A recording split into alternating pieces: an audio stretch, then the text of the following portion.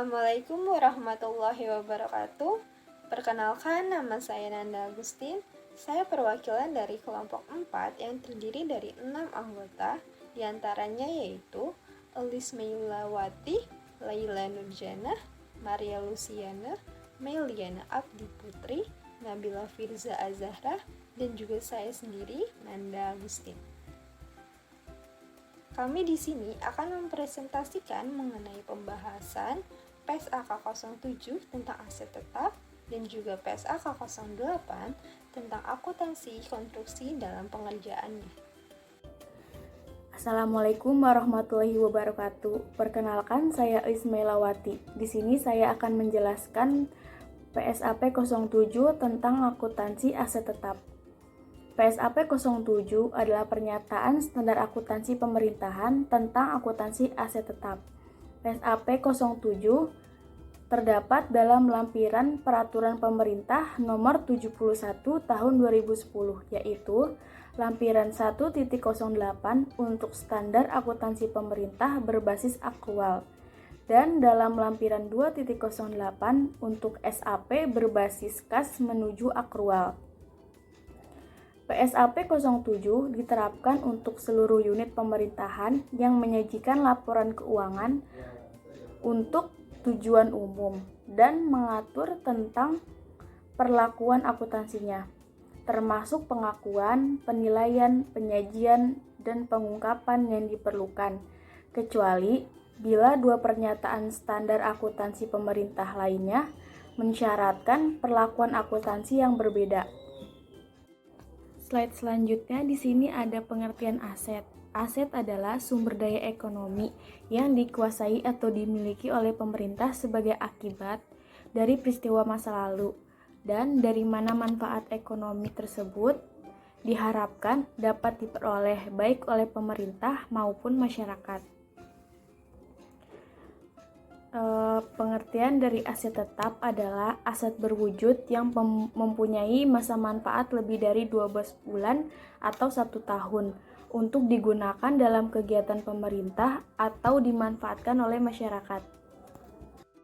Slide selanjutnya di sini ada klasifikasi aset tetap. Yang pertama itu ada tanah. Tanah yang dikelompokkan ke dalam aset tetap ini adalah tanah yang dipakai untuk kegiatan operasional pemerintah. Yang kedua ada peralatan, mesin, gedung, dan bangunan, di mana mencakup mesin-mesin, inventaris kantor, dan juga peralatan lainnya yang dinilai signifikan oleh pemerintah, dan juga masa manfaatnya lebih dari 12 bulan atau 1 tahun. Yang ketiga ada jalan, irigasi, dan jaringan aset tetap. Di sini yang dimaksud adalah jalan, irigasi, dan jaringan yang dibangun dan juga dikuasai oleh pemerintah. Dan yang terakhir ada konstruksi dalam pengerjaan. Konstruksi dalam pengerjaan ini mencakup aset tetap yang sedang dalam proses pembangunan, tetapi pada tanggal laporan keuangan belum selesai sepenuhnya. Assalamualaikum warahmatullahi wabarakatuh. Nama saya Laila Nurjana. Saya ingin melanjutkan penjelasan mengenai aset tetap. Pengakuan aset tetap. Aset tetap diakui pada saat manfaat ekonomi masa depan yang dapat diperoleh dan nilainya dapat diukur dengan handal. Kriteria suatu aset diakui aset tetap adalah yang pertama, berwujud, yang kedua, memiliki masa manfaat lebih dari 12 bulan, yang ketiga, biaya perolehan aset dapat diukur secara andal, yang keempat, tidak dimaksudkan untuk dijual dalam operasi nomor entitas, yang kelima, diperoleh atau dibangun dengan maksud untuk digunakan, yang keenam, pengakuan aset tetap akan andal bila aset tetap telah diterima atau diserahkan hak kepemilikannya dan atau pada saat penguasanya berpindah. Selanjutnya, pengukuran aset tetap. Aset tetap dinilai dengan biaya perolehan. Aset tetap yang tidak diketahui harga perolehannya disajikan dengan nilai wajar pada saat perolehan. Penilaian awal aset tetap. Penilaian awal aset tetap harus diukur berdasarkan biaya perolehan. Bila aset tetap diperoleh dengan tanpa nilai, biaya aset tersebut adalah sebesar nilai wajar pada saat aset tersebut diperoleh. Untuk penyusunan neraca awal suatu entitas, biaya perolehan aset tetap adalah nilai wajar pada saat neraca awal tersebut disusun. Komponen biaya. Yang pertama ada komponen biaya perolehan tanah, yang kedua komponen biaya perolehan peralatan dan mesin, yang ketiga komponen biaya perolehan gedung dan bangunan, yang keempat komponen biaya perolehan jalan, irigasi, dan jaringan. Halo, perkenalkan saya Maria. Saya akan membahas tentang pertukaran aset. Suatu aset tetap dapat diperoleh melalui pertukaran atas suatu aset yang serupa yang memiliki manfaat yang serupa dan memiliki nilai wajar yang serupa. Suatu aset tetap juga dapat dilepas dalam pertukaran dengan kepemilikan aset yang serupa. Dalam keadaan tersebut, tidak ada keuntungan dan kerugian yang diakui dalam transaksi ini. Biaya aset yang baru diperoleh dicatat sebesar nilai tercatat atau carrying amount atas aset yang dilepas. Kemudian saya akan membahas penyusutan aset. Penyusutan adalah alokasi yang sistematis atas nilai suatu aset tetap yang dapat disusutkan atau depreciable asset selama masa manfaat aset yang bersangkutan. Nilai penyusutan untuk masing-masing periode diakui sebagai pengurang nilai tercatat aset tetap dalam neraca dan beban penyusutan dalam laporan operasional.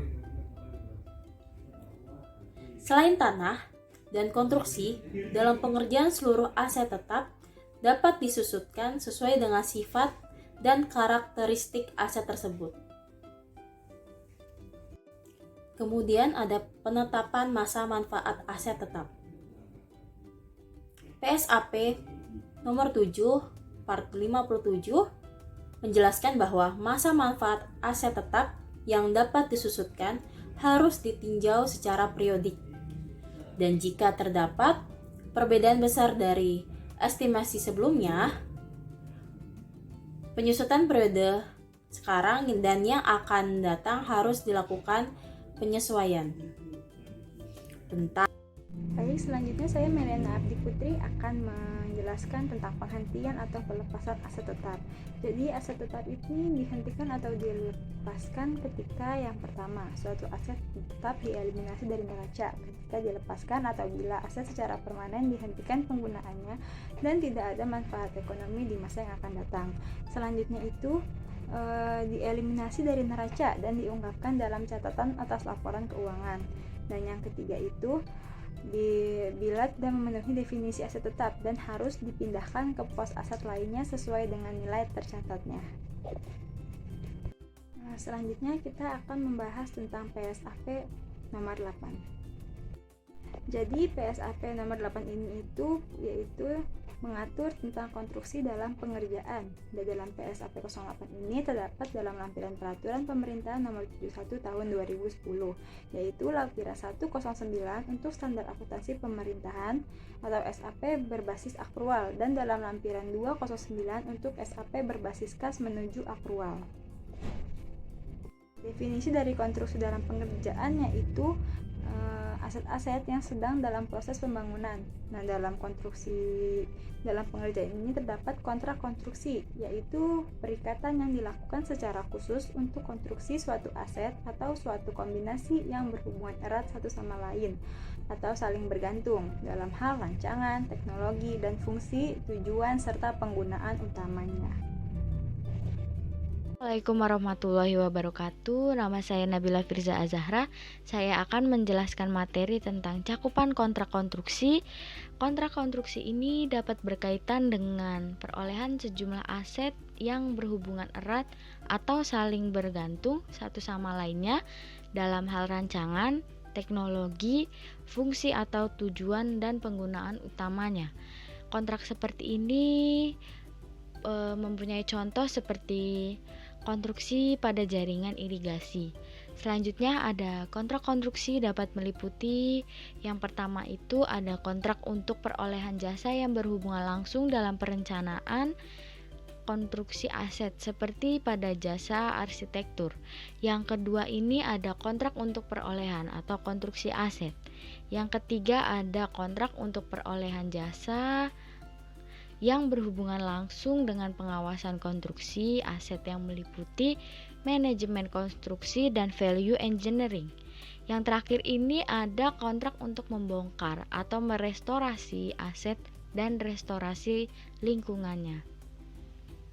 Selanjutnya ini ada materi tentang penyatuan dan segmentasi kontrak konstruksi, yaitu ketentuan-ketentuan dalam standar ini diterapkan secara terpisah untuk setiap kontrak konstruksinya. Namun, dalam keadaan tertentu perlu untuk menerapkan pernyataan ini pada suatu komponen kontrak konstruksi tunggal yang dapat diidentifikasi secara terpisah atau suatu kelompok kontrak konstruksi secara bersama agar mencerminkan hakikat suatu kontrak konstruksi atau kelompok kontrak konstruksinya.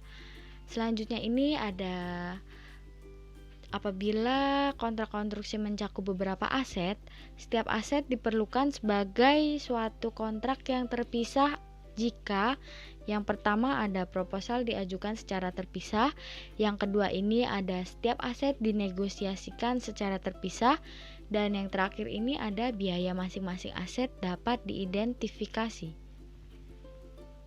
Materi selanjutnya ini berkaitan dengan pengakuan konstruksi dalam pengerjaan, yaitu suatu benda berwujud dapat diakui sebagai konstruksi dalam pengerjaan jika yang pertama ada besar kemungkinan bahwa manfaat ekonomi masa yang akan datang berkaitan dengan aset tersebut yang akan diperoleh. Yang kedua, ada biaya perolehan tersebut dapat diukur secara andal, dan yang terakhir ini ada aset tersebut masih dalam proses pengerjaannya. Nah, selanjutnya ada pengukuran biaya konstruksi dalam pengerjaan dapat dibedakan menjadi dua cara, yaitu secara sewa kelola. Yang pertama berkaitan dengan biaya langsung, dan yang kedua ini biaya tidak langsung.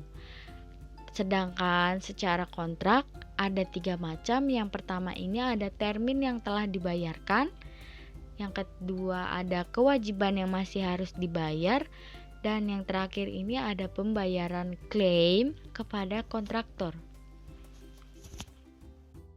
Perkenalkan, nama saya Nanda Agustin. Saya akan melanjutkan presentasi mengenai PSLK 08 tentang akuntansi konstruksi dalam pengerjaan.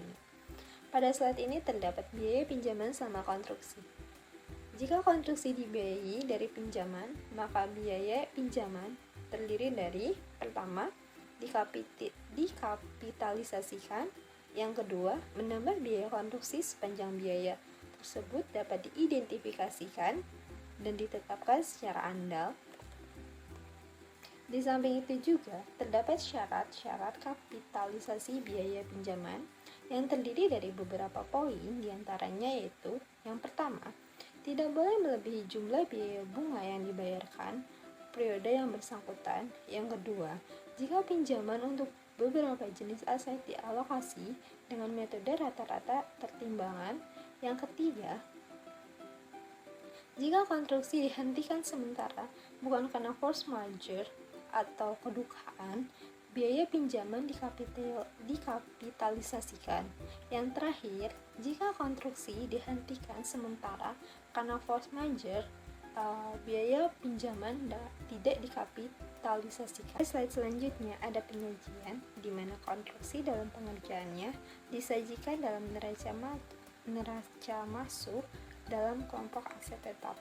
KDP atau konstruksi dalam pengerjaannya dikelompokkan sebagai aset tetap karena dimaksudkan untuk operasional pemerintah atau dimanfaatkan oleh masyarakat dalam jangka waktu yang panjang atau lama. Selanjutnya ada pengungkapan, yaitu suatu entitas harus mengungkapkan informasi mengenai konstruksi dalam pengerjaan pada akhir periode akuntansi. Terbagi beberapa poin, yaitu yang pertama, rincian kontrak konstruksi dalam pengerjaan berikut, tingkat penyelesaian dan jangka waktu penyelesaiannya.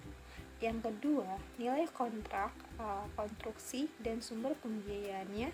Yang ketiga, jumlah biaya yang telah dikeluarkan. Yang keempat, uang muka kerja yang diberikan. Yang kelima, retensi atau jumlah termin.